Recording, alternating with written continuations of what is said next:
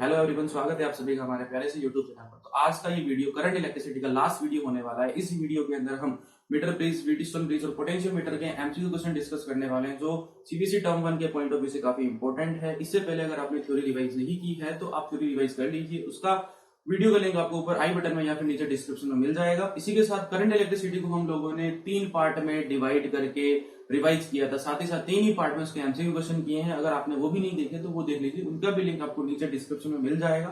ठीक है, चलिए आज का वीडियो स्टार्ट करते हैं। पहला क्वेश्चन आपके सामने है, आपको दिखाई दे रहा है। व्हीटस्टोन ब्रिज का है, 1 बाय 1 करके जैसे मैंने टॉपिक बोले हैं उसी के हिसाब से हम डिस्कस करेंगे। क्या बोल रहा है? इन Wheatstone bridge all the 4 arm have equal resistance R. If the resistance of galvanometer arm is also R, then equivalent resistance of the combination is. आपको पता ही है इस तरीके का कुछ डायग्राम होता है ना। तो इनका आपको रेजिस्टेंस आर आर दिया हुआ है, आर आर दिया हुआ है। बोल रहा है कि बीच में गैल्वेनोमीटर है, उसका रेजिस्टेंस भी आर है। मैं कुछ इस तरीके से बना देता हूँ। तो पूछ रहा है कि इस कॉम्बिनेशन का इक्विवेलेंट रेजिस्टेंस कितना होगा। अगर लैंग्वेज फॉर्म में था तो आपको दिख नहीं रहा था कि एक स्टैंडर्ड क्वेश्चन है। मैंने डायग्राम बनाने के बाद आपको दिखाई दे रहा है कि ये एक स्टैंडर्ड क्वेश्चन है। तो R R R R R one by R two is equals to R three by R four. ये कंडीशन सेटिस्फाई हो रही है, इट मीन्स इस ब्रांच से करंट नहीं जाएगा।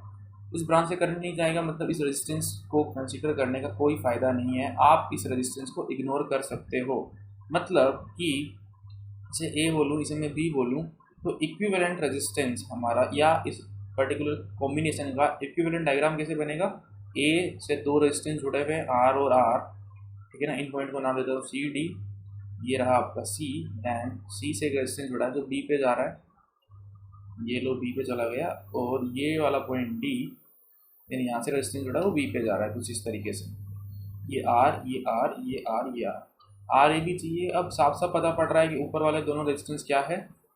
सीरीज में है, ये भी दोनों सीरीज में, यानी कि इनका इक्विवेलेंट बनेगा 2R एंड इनका इक्विवेलेंट बनेगा 2R।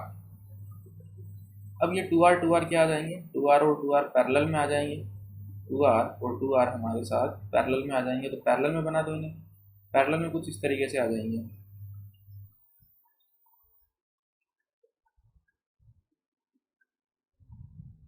ठीक है, अब इन्हें सोल्व कर लो। 2 रेजिस्टेंस पैरेलल में होते हैं तो उन्हें सोल्व करने का मैंने आपको डायरेक्ट फॉर्मूला बता रखा है, दोनों का मल्टीप्लिकेशन डिवाइडेड बाय दोनों का सम। तो दोनों का मल्टीप्लिकेशन कितना हो जाएगा? 2R into 2R। दोनों का सम कितना हो जाएगा? 2R plus 2R। 2R into 2R divided by 2R plus 2R, तो आएगा 4R square divided by 4R। Calculate करने पे आएगा हमारे पास R, यानी कि इस कॉम्बिनेशन का इक्विवेलेंट रेजिस्टेंस R ही है। ठीक है ना, डायरेक्ट भी कर सकते हैं, डायरेक्ट याद होता है। जिनको याद नहीं है उनको मैंने डिटेल में सोल्व करके बता दिया। आगे बढ़ते हैं नेक्स्ट क्वेश्चन की तरफ। क्वेश्चन नंबर 2 अच्छा क्वेश्चन बोलेंगे। In a Wheatstone bridge 3 resistance P, Q and R are connected in the 3 arms and 4th arm are formed by 2 resistance S1 and S2 connected in parallel. The condition for the bridge to be balanced will be. सबसे पहले मैं diagram बनाता हूँ। देखो 3 arm है,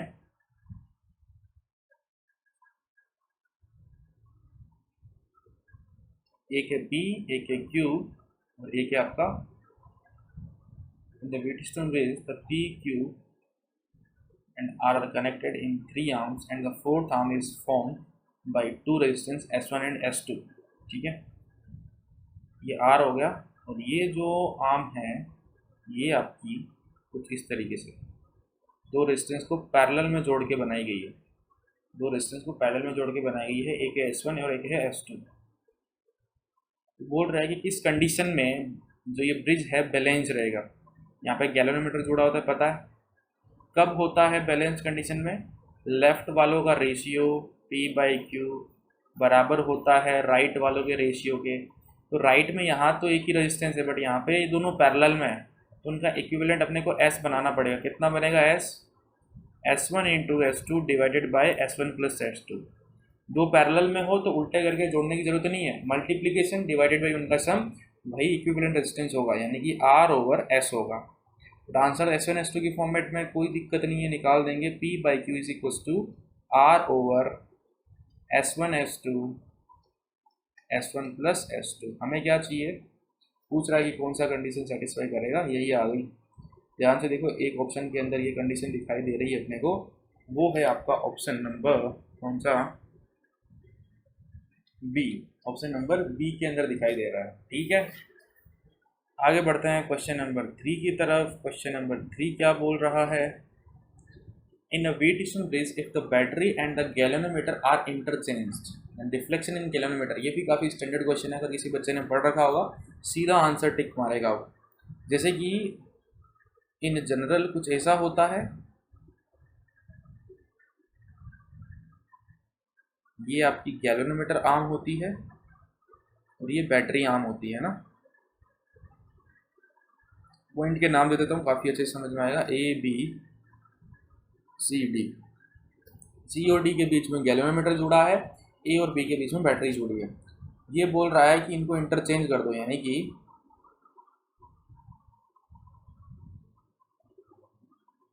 A और B के बीच में आप जोड़ दो गैल्वेनोमीटर को, और B और A और B के बीच में गैल्वेनोमीटर को जोड़ दो, ये लो। और C और D के बीच में बोल रहे हैं कि आप बैटरी को जोड़ दो। कोई दिक्कत नहीं है, जोड़ दिया मैंने बैटरी को, C और D की, ये रहा C, ये रहा D। तो पूछ रहा है कि बैलेंस्ड कंडीशन में क्या फ़र्क पड़ेगा। तो यहाँ पे बैलेंस्ड कंडीशन क्या है, इसको R1 लिखता हूँ, इसको R2 लिखता हूँ, इसको R3 लिखता हूँ, इसको R4 लिखता हूँ। यहाँ पे बैलेंस्ड कंडीशन है R1 by R2 is equals to R3 by R4, और यहाँ पे ये R1, ये R2, ये R3 और ये R4। तो यहाँ पे मैंने क्या किया, गैल्वेनोमीटर के लेफ्ट वालों का रेशियो गैल्वेनोमीटर के राइट वालों के रेशियो के बराबर किया। यहाँ पे यही करते, देखो गैल्वेनोमीटर के एक साइड कौन है, R1 R2, ठीक है ना। या आप इसे घुमा के देखोगे तो ये R2 by R1 is equals to R4 by R3। और ज़रा इसे पलट के देखो, R1 by R2 is equals to R3 by R4।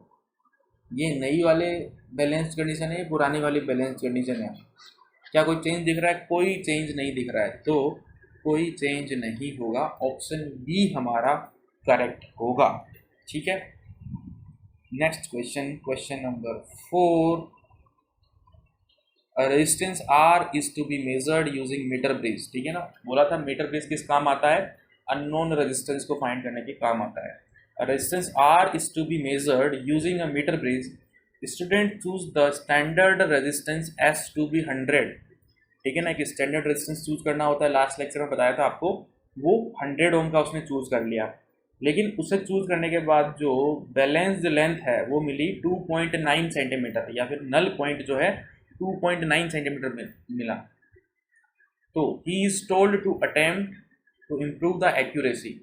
जो उसके टीचर ने बोला कि आप जो है एक्यूरेसी इंप्रूव करिए, तो क्या कर सकता है वो। देखो मैंने आपको मीटर ब्रिज खत्म करा दिया करते थे, लास्ट में एक इंपॉर्टेंट चीज़ पढ़ाई थी कि मोस्ट एक्यूरेट रिजल्ट आता है जब हमारा नल पॉइंट क्या होता है, मिड पॉइंट के आसपास होता है। ठीक है ना, एल की वैल्यू 50 सेंटीमीटर के आसपास होती है, तो वो वैल्यू एक्सेप्ट की जा सकती है। तो ऑप्शन पढ़ लेते हैं। He should measure L1 more accurately. भाई साहब, आपने एस की वैल्यू ऐसी सेट कर रखी है कि वो 3 के आसपास रहेगा, तो आप कितना ही एक्यूरेट मेजर कर लो काम नहीं हो पाएगा। He should change S to 1000 and repeat the experiment. देखो ऑलरेडी एस की वैल्यू बहुत ज़्यादा है, तभी तो वो इधर को शिफ्ट कर रहा है आर की साइड, तो ये भी गलत हो जाएगा। ही should change S3 ohm and repeat the experiment. He should give up hope for more accurate measurement with mid. ये तो साफ साफ गलत है, ऐसे नहीं माने। ध्यान से देखो हुआ क्या, इधर आपका R लगा होता है, इधर आपका S लगा होता है, ये R ये S, और इधर बैलेंस लेंथ आती है, यहाँ पे बैलेंस लेंथ आती है, तो ये L1 और ये 100 माइनस L1। तो R by L1 equals to S over 100 minus L1। अब S की वैल्यू ज़्यादा होती है ना, तो ये L1 उतना ही कम आता है, क्योंकि S की वैल्यू ज़्यादा होगी तो L1 उतना ही कम आएगा। ठीक है ना, S की वैल्यू ज़्यादा मतलब नीचे भी रेजिस्टेंस जो है ज़्यादा होना पड़ेगा। कब हो पाएगा, जब ये पॉइंट इधर आएगा। ठीक है, तो उसके लिए क्या करना पड़ेगा, अभी ये इधर आ रहा है, अपने को इस पॉइंट को देखो 2.9 के आसपास आ रहा है, कहाँ आ रहा होगा, यहाँ कहीं। अपने को इस पॉइंट को एक्यूरेसी के लिए मिड पॉइंट के आसपास शिफ्ट करना है। तो मैं एस की वैल्यू को कम करना पड़ेगा, एस की वैल्यू को कम करना पड़ेगा। एस की वैल्यू ऑलरेडी 100 है, 100 से कम करना पड़ेगा। ये बोल रहा है कि 100 से 1000 कर दो, तो भाई साहब गलत होगा। ये बोल रहा है कि 100 से आप 3 कर दो, कुछ काम बन जाएगा। हाँ, जब एस की वैल्यू को 3 करेंगे तो ये वाला रेजिस्टेंस कम होगा, जिसकी वजह से ये पॉइंट इधर को शिफ्ट करेगा। ठीक है ना, काफ़ी समझने वाली बात है, ध्यान से समझना। ये पॉइंट इधर को शिफ्ट करेगा, तो सी ऑप्शन इस क्वेश्चन का आंसर सही हो जाएगा कि उसे एस की वैल्यू को डिक्रीज करना चाहिए। तो ऐसे ही क्वेश्चन दूसरा कैसे पूछा जा सकता है। ठीक है ना, एक क्वेश्चन तो हो गया, सेम क्वेश्चन ये हर जगह क्वेश्चन घूम रहा है, आपको हर जगह मिल जाएगा। इस क्वेश्चन को एग्जामिनर दूसरे तरीके से कैसे पूछ सकता है ना, वो भी तो इतना पागल है नहीं, वो भी तो आपको टेस्ट करेगा कि हाँ बच्चे ने पढ़ा है कि रटा है।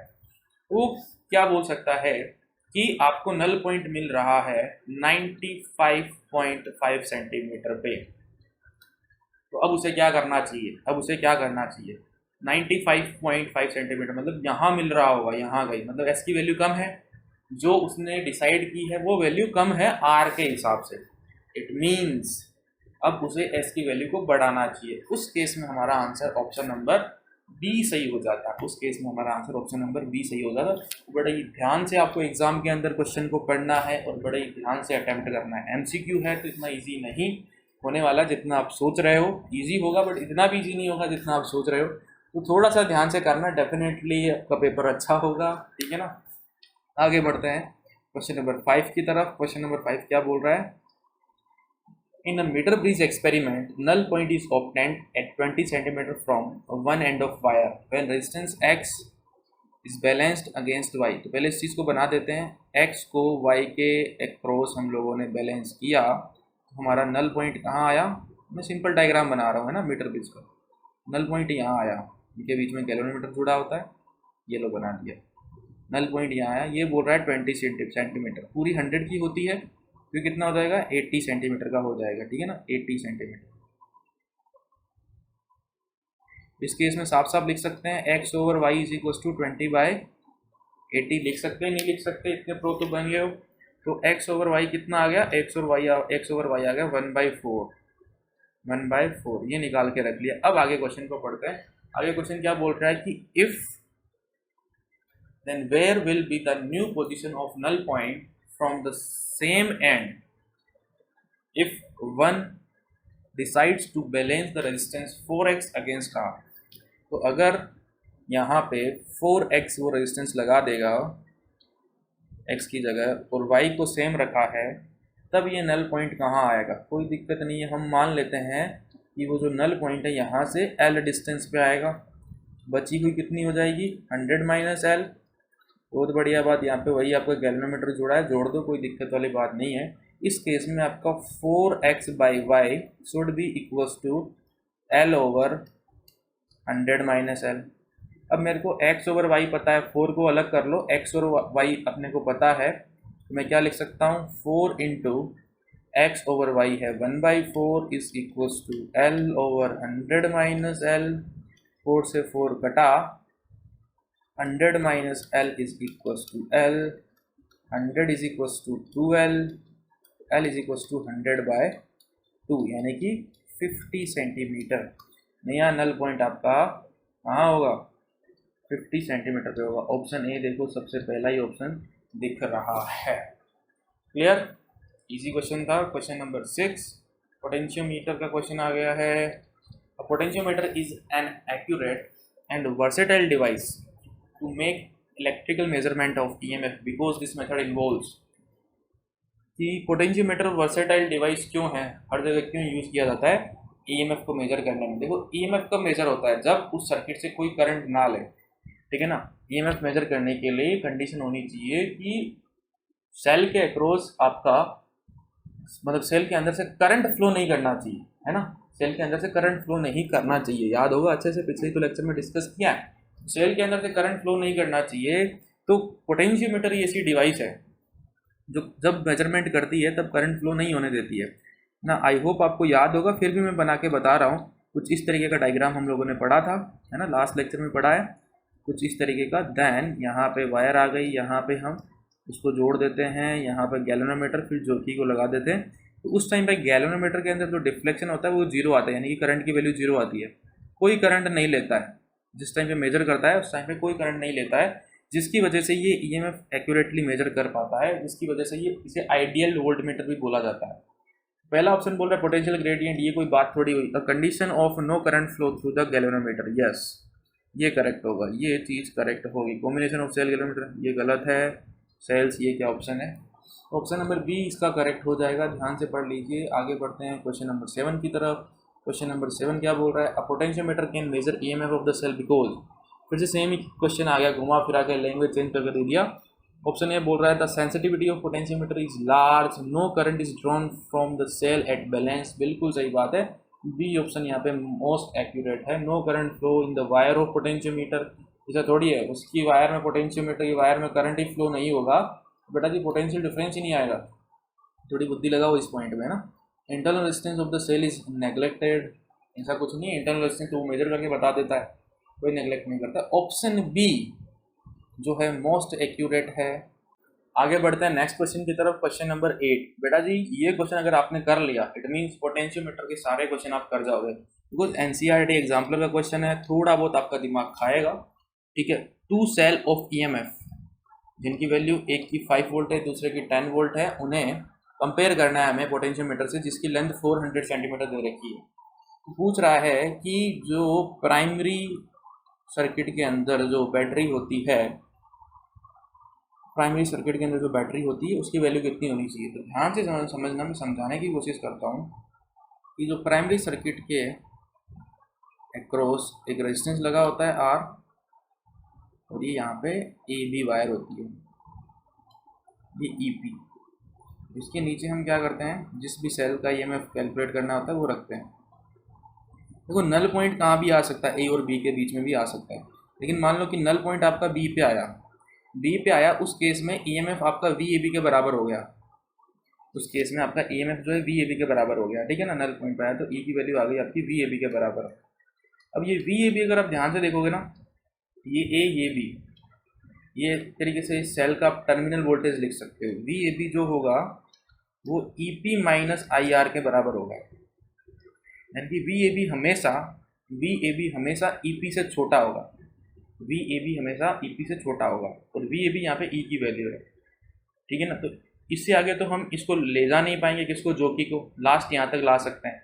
मतलब लास्ट हम वी ए बी के जितना V A B potential difference है, अगर किसी सेल का ई एम एफ इतना है, फॉर एग्जांपल यहाँ पे लिखा हुआ है 10 वोल्ट, ठीक है। फॉर एग्जांपल मान लो कि यहाँ पे 10 वोल्ट, क्वेश्चन का एग्जांपल लेकर समझा रहा हूँ मैं कि वी ए बी की वैल्यू 10 वोल्ट है, तो आप मैक्सिमम उस सेल को मेजर कर पाओगे, वी ए बी की वैल्यू अगर 10 वोल्ट है मतलब उस सेल को मेजर कर पाओगे जिसका ई एम एफ 10 से कम हो या लगभग 10 के आसपास हो। 10 से ज़्यादा वाले को मेजर नहीं कर पाओगे, क्यों, क्योंकि उसके आगे आप शिफ्ट नहीं कर सकते, और बढ़ाना है तो और आगे शिफ्ट करना पड़ेगा, आगे वायर नहीं है, आप दूसरे एंड पे पहुंच चुके हो। तो वी ए बी की वैल्यू अगर 10 है मतलब ई पी की वैल्यू पक्की बात है कि 10 से ज़्यादा रही होगी, क्योंकि वी ए बी जो होता है वो ई पी से छोटा होता है, ई पी की वैल्यू ग्रेटर देन 10 वोल्ट। मतलब क्या यहाँ पे, मतलब क्या, इस बात का ध्यान से सुनो कि अगर आपको 10 वोल्ट की बैटरी का ई एम एफ कैलकुलेट करना है तो आपका जो ई पी है वो श्योर शॉर्ट 10 वोल्ट से ज़्यादा होना चाहिए, ठीक है। 10 वोल्ट से ज़्यादा होना चाहिए, उससे भी ज़्यादा होना चाहिए, वो चीज़ डिपेंड करेगी इस पर। अभी हम बस जनरल सा आइडिया लगा रहे हैं कि 10 से ज़्यादा होना चाहिए। अभी आपको एक 5 वोल्ट का मेजर करना है और एक 10 वोल्ट का मेजर करना है, मतलब ई पी की वैल्यू जो है 10 वोल्ट से तो ज़्यादा होनी चाहिए, क्योंकि अगर आप सिर्फ 5 से ज़्यादा वाला कंडीशन लगाओगे दैन 10 वोल्ट वाले में चक्कर पड़ जाएगा, ठीक है ना। तो 5 से भी ज़्यादा होनी चाहिए और 10 से भी ज़्यादा होनी चाहिए, तो दोनों का कॉमन चीज़ क्या आ रही है, 10 से ज़्यादा होनी चाहिए। अब ऑप्शन पढ़ो, आई होप जो मैंने आपको समझाया वो समझ में आया होगा, नहीं तो प्लीज़ रिपीट करके देखिए, काफ़ी इंपॉर्टेंट चीज़ है। ऑप्शन ए बोल रहा है कि the battery that run the potentiometer, यानी कि आपकी प्राइमरी बैटरी की बात हो रही है, should have voltage of 8 volt. गलत बात है ना, कम से कम 10 तो होना चाहिए, इसको 0 मान लेते हैं, चलो कम से कम 10 तो होना चाहिए, गलत। The battery of potentiometer can have voltage of 15 volt and R adjusted so that the potential drop across wire slightly exceed 10 volt. ये सही बात है। ई पी की वैल्यू 15 वोल्ट और आर की वैल्यू कुछ इस तरीके से एडजस्ट करनी है कि जो पोटेंशियल डिफरेंस अक्रॉस वायर है वी ए बी वो क्या हो, लगभग लगभग 10 वोल्ट के बराबर हो, लगभग लगभग 10 वोल्ट के बराबर हो। ठीक है, ये सही दिख रहा है, तो बी ऑप्शन करेक्ट हो जाएगा। बाकी को पढ़ लेते हैं। The first portion of 50 centimetre of wire should have potential drop of 10 volt. The first portion of 50 centimetre of wire have a potential drop of 10 volt. ऐसा कोई ज़रूरी नहीं है, ठीक है ना। अगर 50 सेंटीमीटर पे आपने 400 सेंटीमीटर की बना रखी है, 50 सेंटीमीटर पे 10 वोल्ट आ गया है, इसका मतलब 5 वोल्ट तो 25 सेंटीमीटर पे भी आ जाएगा। 5 वोल्ट आपका 25 सेंटीमीटर पे ही आ जाएगा। समझ में आ रही है ना बात। दूसरा आपका 50 सेंटीमीटर पे आएगा। आपके पास 400 मीटर लंबी वायर पड़ी है, सॉरी 400 सेंटीमीटर लंबी वायर पड़ी है, तो यहाँ पे इतना कम गैप क्यों रखना है, इतना कम गैप क्यों रखना है। यहाँ पे आपके पास अच्छे से क्या नहीं आ पाएगा, एक्यूरेसी नहीं आ पाएगी। इस केस में क्या होगा, 10 के आसपास रखोगे तो आपका जब 10 वोल्ट वाला होगा वो कहीं आपका 400 सेंटीमीटर के आसपास नल पॉइंट आएगा और उसका 200 सेंटीमीटर के आसपास नल पॉइंट आएगा। रेंज देख रहे हो बीच में कितना डिफरेंस है, 200 का। इधर डिफरेंस देख रहे हो कितना है, 25 का है। मोर एक्यूरेट कहाँ आएगा, ऑब्वियस सी बात है यहाँ मोर एक्यूरेट आएगा। तो सी ऑप्शन भी गलत है। D option potentiometer is usually used for comparing resistance node voltage, क्या बकवास ऑप्शन है, साफ साफ गलत है। तो इस क्वेश्चन का हमारा आंसर हो गया ऑप्शन नंबर बी। काफ़ी अच्छा लेवल का क्वेश्चन था। मैं चाहूँगा कि आप इसे रिपीट करें एंड स्टार मार्क भी लगा देता हूँ, ठीक है ना, डिजर्व करता है क्वेश्चन। आगे बढ़ते हैं क्वेश्चन नंबर 9 पे। क्वेश्चन नंबर 9 क्या बोल रहा है कि A B is a wire of potentiometer with the increase in value of resistance R, the shift in the balance point J will be। आपने एक बैटरी लगा रखी है जिसका EMF कुछ होगा, E नहीं बदलेगा, E फिक्स रहेगा। बोल रहा है कि इस R की वैल्यू को अगर मैं चेंज कर दूंगा तो ये शिफ्ट कहाँ करेगा। अभी मान लो कि L1 पे आ रहा है, अभी L1 पे आ रहा है, मतलब E कितना होगा, XL1। E कितना होगा, XL1। लिख दिया मैंने XL1, ठीक है। अब जब मैं आर की वैल्यू बढ़ाऊंगा तो कहाँ फर्क पड़ेगा। अब जिसने पोटेंशियोमीटर को सिर्फ इतना याद कर रखा है ना, एल मेजर करो, उसे एक्स से मल्टीप्लाई कर दो, एक्स हमें मिल जाएगा, वो यहाँ पे फंस जाएगा, उससे ये क्वेश्चन नहीं हो पाएगा। तो बेटा जो डिटेल में पढ़े पोटेंशियोमीटर को, एप्लीकेशन के न्यूमेरिकल नहीं आएंगे, बट पोटेंशियोमीटर का जो कॉन्सेप्ट है, जो कंस्ट्रक्शन है, जो वर्किंग है, वहाँ से जरूर आएगा। ठीक है, तो डिटेल में पढ़े थोड़ा सा। कहाँ जाएगा, देखो आर की वैल्यू बढ़ाने से किस पे फर्क पड़ेगा, आर की वैल्यू बढ़ाने से सर्किट के अंदर करंट फ्लो हो रहा है ना, उस पर फर्क पड़ेगा। आई कितना होता है, आई मैंने बताया था, आई होता है आपका E over capital R plus R naught. R naught क्या है, इस वायर का रेजिस्टेंस, ठीक है ना, इस वायर का रेजिस्टेंस। तो इस वायर के अंदर फ्लो होने वाले करंट जो है, आर की वैल्यू बढ़ाने पर इस वायर के अंदर फ्लो होने वाला करंट जो है डिक्रीज हो जाएगा। करंट डिक्रीज हो जाएगा तो इसके क्रॉस जो पोटेंशियल डिफरेंस है वी ए बी, वो क्या होता है, I R note. I decrease हुआ तो इसे भी डिक्रीज होना पड़ेगा। देन एक्स क्या होता है, एक्स होता है V A B divided by L naught, ठीक है ना, पूरा पोटेंशियल डिफरेंस डिवाइडेड बाई उसकी लेंथ, पोटेंशियोमीटर की लेंथ एल नॉट मान ली मैंने, तो V A B by L naught. अब ध्यान से देखो, वी ए बी डिक्रीज किया, पोटेंशियोमीटर की लेंथ पे तो कोई फर्क नहीं पड़ा, पूरी लेंथ की बात कर रहा हूँ, वी ए बी के बीच की लेंथ की, इस पर कोई फर्क नहीं पड़ा। वी ए बी डिक्रीज होने की वजह से एक्स डिक्रीज हो गया, तो आर बढ़ाने से पोटेंशियल ग्रेडियंट की वैल्यू डिक्रीज हो गई बेटा जी। अब जिसको ये सब पता होगा, डिटेल में जिसने समझ रखा होगा, उसे ये समझ में आएगा कि हाँ, आर बढ़ाने का एक्स पे इफेक्ट पड़ा कि वो एक्स जो है डिक्रीज कर गया, एक्स डिक्रीज कर गया, ठीक है। मान लें कि पहला वाला x1 था, तो पहले ई की वैल्यू कितनी आएगी, x1 L1। दूसरे वाला नया पोटेंशियल डिफरेंस, पोटेंशियल ग्रेडियंट बन गया x2, जो कि x1 से कम है, अब नई वैल्यू सेम ईएमएफ कैलकुलेट करना है। मान लो कि L2 पे आती है, तो E इज इक्वल टू आएगा x2 L2, लेकिन दोनों तो बराबर ही हैं, यानी कि XL1 is equal to XL2। EMF तो सेम है ना, L1 L2 X1 X2 change हो गया, लेकिन ईएमएफ थोड़ी होगा, ईएमएफ क्या, दोनों का मल्टीप्लिकेशन, वो चेंज नहीं हुआ।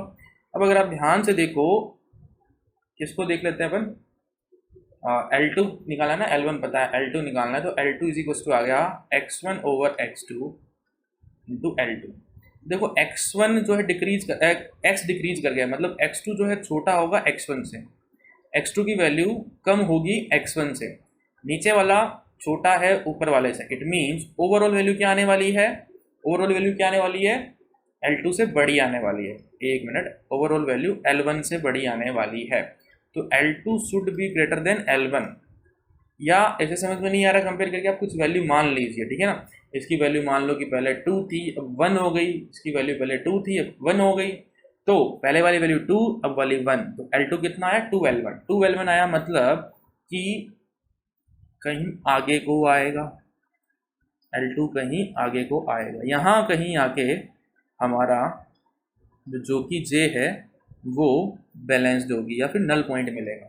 अगर आप ध्यान से देखो, जो नल पॉइंट है या फिर बैलेंस्ड पॉइंट है वो कहाँ शिफ्ट हो गया, बी की तरफ शिफ्ट हो गया, बी की तरफ शिफ्ट हो गया। ऑप्शन नंबर ए इसका करेक्ट है। ये भी अच्छा क्वेश्चन है, ये भी अच्छा क्वेश्चन है, इसको भी स्टार देना बनता है, ठीक है ना। जितने भी क्वेश्चन पे स्टार लग रहे हैं मैं चाहूँगा कि आप एग्ज़ाम से पहले ज़रूर इनको रिवाइज कर लें, डेफिनेटली बहुत हेल्प होगी आपकी। आगे बढ़ते हैं क्वेश्चन नंबर 10 पे। Question number 10, the resistivity of alloy मैग्नीन is, resistivity की बात हो रही है। मैंने आपको बताया था कि जो पोटेंशियोमीटर के वायर होते हैं, मीटर बेस के जो वायर होते हैं मैग्नीन के बने होते हैं। क्यों बने होते हैं, बिकॉज ये टेम्परेचर पे उतना ज़्यादा डिपेंड नहीं करते हैं, इनका अल्फ़ा जो होता है काफ़ी कम होता है, तो नियरली इंडिपेंडेंट ऑफ टेम्परेचर, ये सही हो जाएगा, है ना, ये सही हो जाएगा। आगे तो इंक्रीज डिक्रीज है, कोई मतलब ही नहीं है, nearly independent of temperature. Question number 11, अब आपके पावर वाले क्वेश्चन शुरू हो गए हैं, ठीक है ना। पावर जो टॉपिक हम लोगों ने डिस्कस कर लिया है। 2 bulb each marked 100 volt and 220 volt are connected in series. दो बल्ब है, उनको सीरीज में कनेक्ट किया गया है 220 वोल्ट की सप्लाई के अक्रॉस, और उनकी रेटिंग ये दे रखी है। तो पावर कितनी कंज्यूम होगी, कॉम्बिनेशन कितनी पावर कंज्यूम करेगा वो बतानी है आपको। तो कुछ बच्चे बोलते हैं कि 100 वोल्ट दे तो रखा है, फटाफट टिक मार देते हैं 100 वोल्ट। नहीं, ये आपको जो पावर रेटिंग दे रखी होती है ना, ध्यान से सुनना, कि जो आपको पावर रेटिंग दे रखी होती है, क्या सर, पावर रेटिंग, जो पावर रेटिंग दे रखी होती है वो आपको रेजिस्टेंस, बल्ब का रेजिस्टेंस कैलकुलेट करने के लिए दे रखी होती है, बल्ब का रेजिस्टेंस कैलकुलेट करने के लिए दे रखी होती है। ध्यान से समझना इस बात को। अब यहाँ पे ये है, पावर दे रखी है इस बल्ब की, दो बल्ब है सीरीज में जुड़े हैं। सबसे पहले मैं जोड़ देता हूँ, दो बल्ब सीरीज में जोड़ दिए, ठीक है, 220 वोल्ट के अक्रॉस। इनका रेजिस्टेंस आर होगा, इसका भी आर होगा। टोटल पावर कैसे निकालेंगे, इक्विवेलेंट रेजिस्टेंस निकाल के फिर अपन V² बाय आर का फॉर्मूला लगा देंगे। लेकिन उससे पहले यहाँ पे इनका रेजिस्टेंस पता होना चाहिए। इनका रेजिस्टेंस कितना होगा, देखो बल्ब की पावर कितनी दे रखी है 100 वोल्ट, और ये पावर होगी जब V की वैल्यू 220 वोल्ट होगी, इसके अक्रॉस 220 वोल्ट होगी, तब ये पावर होगी। तो रेजिस्टेंस कितना है इसका, इसका रेजिस्टेंस आ जाएगा, ई पावर का फॉर्मूला होता है V² बाई आर, तो आर कितना आ जाएगा V² बाई पी, यानी कि 220 इंटू 220 बाय 100, यानी कि 22 इंटू 22, ये रेजिस्टेंस आ गया, ये रेजिस्टेंस आ गया, ठीक है। अब ध्यान से देखो, इसको यहीं पे छोड़ देते हैं, ये रेजिस्टेंस आ गया, आर की वैल्यू ये है। यहाँ पे पावर कैलकुलेट करनी है अपने को, यहाँ पे पावर कैलकुलेट करनी है, इधर आ जाओ। तो इनका इक्विवेलेंट रेजिस्टेंस कितना हो गया दोनों का 2R, और इनके अक्रॉस V कितना है, दोनों के अक्रॉस 220 है, दोनों के अक्रॉस 220 वोल्ट है। तो अब यहाँ पे नई पावर कितनी होगी जो कंज्यूम कर रहा होगा, वो होगी V² बाई आर। V² कितना है, sorry V² by 2R, because net resistance कितना है 2R। V² होगा 220 इंटू 220, 2R यानी कि 2R की वैल्यू 22 इंटू 22, इसलिए नहीं कट किया था। तो 22 से 22 कटा, 2R, ये 220 ये कट गया, और क्या बना 10 इंटू 10 100, 100 बाय 2 यानी कि 50 volt is the correct answer, option number C. I hope आपको समझ में आ रहा है। Question number 12, 2 bulb each marked, भाई सेम है बट क्या है, सीरीज की जगह पैरेलल में जोड़ दिया, सीरीज की जगह पैरेलल में जोड़ दिया। तो अब आपसे पावर पूछी जा रही है, अब पावर कितनी आएगी। तो इस क्वेश्चन को आप डायरेक्ट ही कर सकते हो, है ना। चलो फिर भी उसी तरीके से करा देते हैं, आपको दो अलग अलग मेथड नहीं बताते हैं, एक ही मेथड से बताते हैं। दो बल्ब है, दोनों को पैरेलल में जोड़ दिया, इसका रेजिस्टेंस कुछ आर होगा, इसका आर होगा। अब इसको मैंने 220 वोल्ट के अक्रॉस जोड़ा है, इसको मैंने 220 वोल्ट के अक्रॉस जोड़ा है। तो एक बल्ब का रेजिस्टेंस कितना, सबसे पहले वो निकाल लेते हैं। फिर से वही वी स्क्वायर बाई आर करेंगे, रेजिस्टेंस आ जाएगा V square by R. V square कितना, 220 into 220 divided by 100, sorry V square by P divided by 100 कितना आ गया, 22 इंटू 22, इतना और रेजिस्टेंस आ गया। अब इसका इफेक्टिव रेजिस्टेंस कितना हो जाएगा, ध्यान से देखो, इफेक्टिव रेजिस्टेंस हो जाएगा आपका R/2, साफ साफ पता पड़ रहा है पैरेलल के अंदर है और ये ऐसे जुड़ा हुआ है।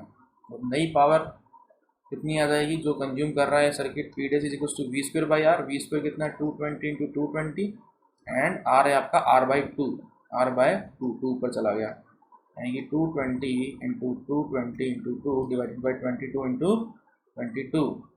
इसको सोल्व करोगे तो आंसर आ जाएगा आपके पास 200 वोल्ट, 200 वोल्ट। ठीक है, A option.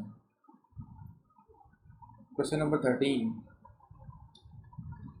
220 volt 100 volt bulb is connected to a source of 180 volt. The power consumed by it will be। अब आपके इतनी देर क्या कर रहे थे, वोल्टेज चेंज नहीं कर रहे थे, बल्ब को सीरीज या पैरेलल में दो बल्ब को जोड़ रहे थे। अब आपको सेम बल्ब दे दिया लेकिन उसे डिफरेंट वोल्टेज पे जोड़ दिया। तरीका वही रहने वाला है, इस बल्ब का कुछ रेजिस्टेंस होगा, इस बल्ब का कुछ रेजिस्टेंस होगा, जो निकाल लेंगे अपन। उसको 180 वोल्ट पे जोड़ दिया तो कोई दिक्कत वाली बात नहीं है, ये लो 180 वोल्ट पे जोड़ दिया। रेजिस्टेंस कैसे निकाल लेंगे, रेजिस्टेंस आ जाएगा P square by V square by P, जो रेटिंग दे रखी है उससे। तो आर इज इक्वल टू क्या हो जाएगा, V square by P. V फिर से वही 220 इंटू 220 बाय पी 100, तो आएगा 22 इंटू 22। अब यहाँ पे नई पावर कैलकुलेट करनी है। नई पावर कितनी आ जाएगी, नई पावर आ जाएगी P dash is equals to V square by R, V square by R. अभी V कितना है, 180 वोल्ट, V कितना है 180 वोल्ट, यानी कि 180 into 180 divided by R। R हमारे पास है 22 इंटू 22। अब इसे सोल्व करना पड़ेगा, कितना आएगा, ध्यान से देखो, 9 into 9 divided by 11 into 11 into 100।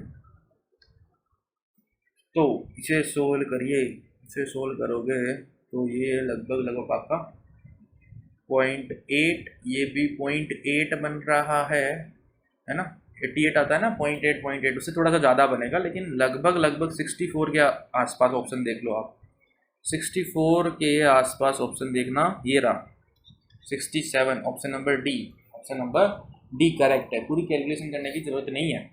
Question number 14, question number 14 अच्छा क्वेश्चन है क्योंकि क्लास 11th का कॉन्सेप्ट यहाँ पे काम आने वाला है। Time taken by 836 vote heater. Heater है आपके पास, जिसे आप पानी गर्म कर रहे हो, तो 1 लीटर पानी को आपको टेम्परेचर 10 डिग्री से 40 डिग्री तक करना है, तो कितना टाइम लगेगा। देखो यहाँ पे जो एनर्जी चाहिए होती है वो होती है M S delta T. M S delta T, किसी भी मटेरियल को डेल्टा टी से टेम्परेचर इंक्रीज करने के लिए ये एनर्जी चाहिए होती है, इतने अमाउंट ऑफ हीट चाहिए होता है। तो ये 836 वोट यानी कि 836 जूल पर सेकंड प्रोवाइड कर रहा होगा। मान लेते हैं कि टी टाइम में कर देगा, तो टी टाइम के अंदर कितनी एनर्जी प्रोवाइड कर देगा, 836 इंटू टी जूल, इतनी जूल एनर्जी प्रोवाइड कर देगा इतने सेकंड के अंदर। लेकिन इसे कितनी चाहिए, इसे चाहिए M S delta T. M की वैल्यू 1 लीटर एंड एस की वैल्यू फॉर वाटर होती है 4200 जूल पर लीटर पर डिग्री सेंटीग्रेड, यानी कि 1 लीटर वाटर का टेम्परेचर अगर आपको 1 डिग्री से बढ़ाना है तो आपको 4200 जूल एनर्जी देनी पड़ेगी। यहाँ पे एम एस की वैल्यू 4200, डेल्टा टी 40 माइनस 10, ठीक है। इतनी एनर्जी चाहिए, इतनी एनर्जी दे देगा टी टाइम में, इसको इतनी चाहिए, दोनों को बराबर कर देते हैं। 836 into T is equals to 1 into this, t will be equals to 42 by 30 divided by 836। अब इसे सोल्व करेंगे तो हमारे पास क्या आंसर आएगा, अगर आप इसे 5 से मल्टीप्लाई करो, 836 इंटू 5,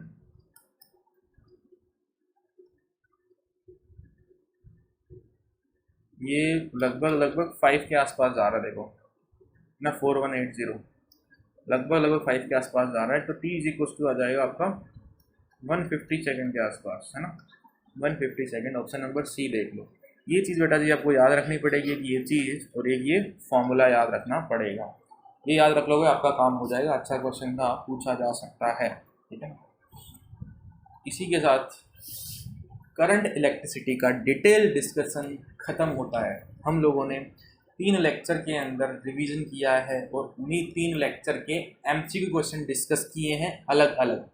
आई होप आपको करंट इलेक्ट्रिसिटी अच्छे से क्लियर हो गया है, ठीक है।